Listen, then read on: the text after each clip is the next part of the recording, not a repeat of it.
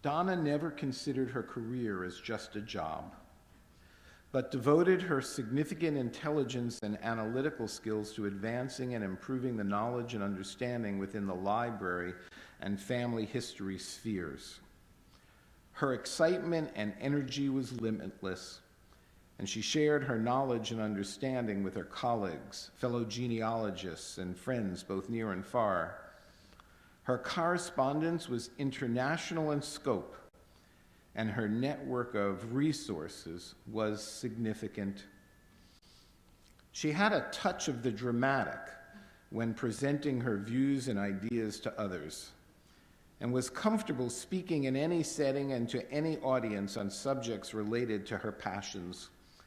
Her intelligence and foresight was not always understood by others, but if patient, you would begin to understand and appreciate her perspective and realize that it was always well-grounded. As a friend, we talked about many things, including our view of life and death. She was comfortable in speaking about her demise, as was I. We both believed in something other than this life and knew that we would see each other again. It's just hard to realize that I will have to wait to continue our impassioned discussions, which I will truly miss. I have never met anyone as intelligent as Donna, and I'm so glad we had a chance to connect in this world. The last two pieces are by her children. My name is Michelle Reynolds, and Donna was my stepmother.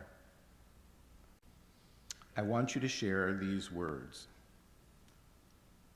I am deeply saddened by Dinny's passing.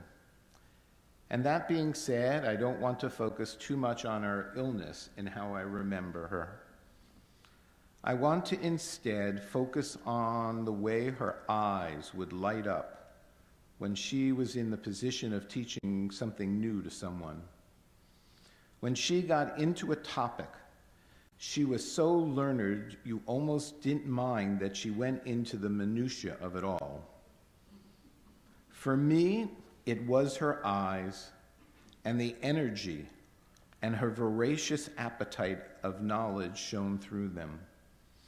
If you were lucky enough to be sitting in front of her while she explained things, you couldn't help but be completely enthralled. It could have been the instructions to a toaster oven or the explanation for why the sky was blue. You wanted to know both. You were left with the feeling of wanting to know more. On occasion, you wanted to run from the room, 'cause, as we all know and loved, she could tell a story, but her excitement kept one in their place forever. I will miss her terribly. I loved our long conversations, and I will never forget them or her.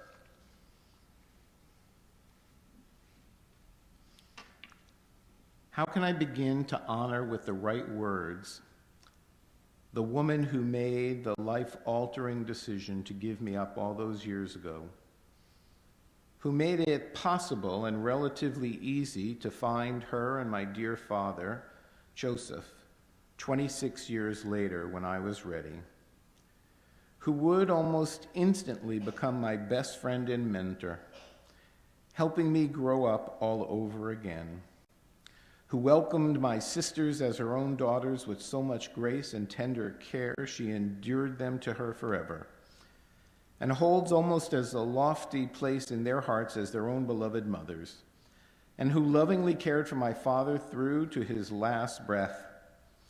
I guess by just bravely beginning, knowing full well I only have an nth of the words available to me compared to the lexicon that she always had at her disposal.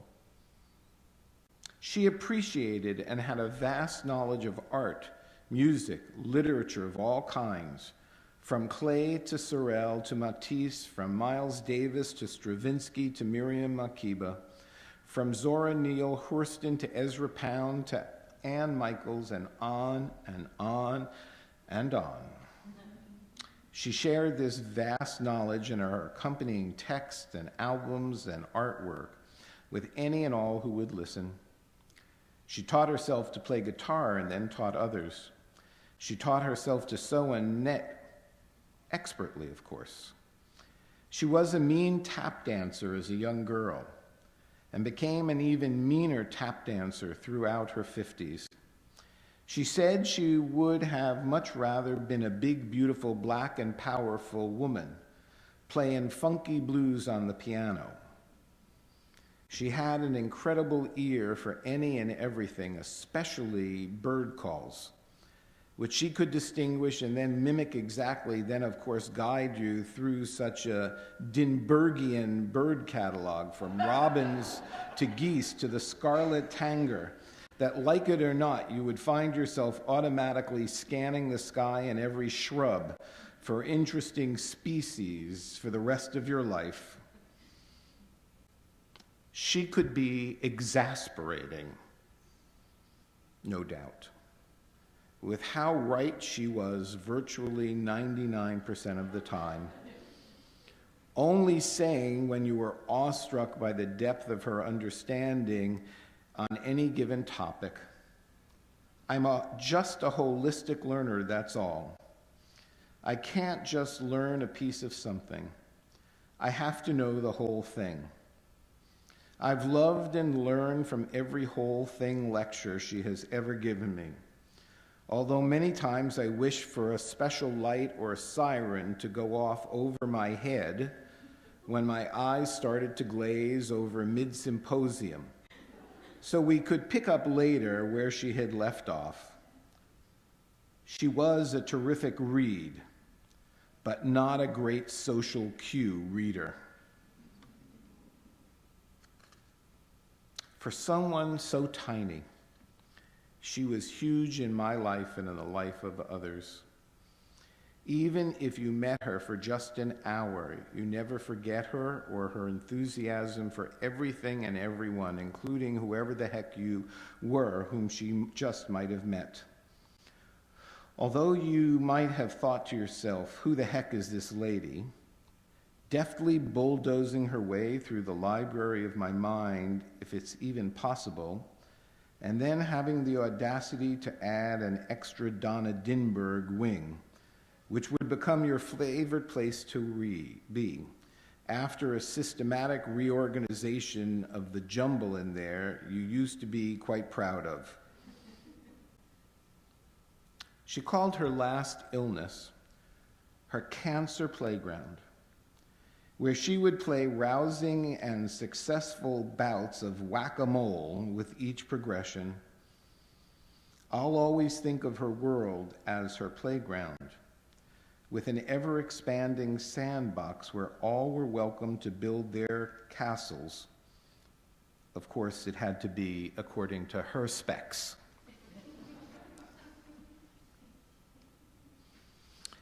In Viktor Frankl's Man's Search for Meaning, a must-read for Donna, Frankl recalls an experience he had a few days after his liberation from the concentration camps, in which he was walking in an open meadow, appreciating the earth and the sky and the song of the larks, when he was compelled to fall to his knees and repeat this sentence over and over and over again.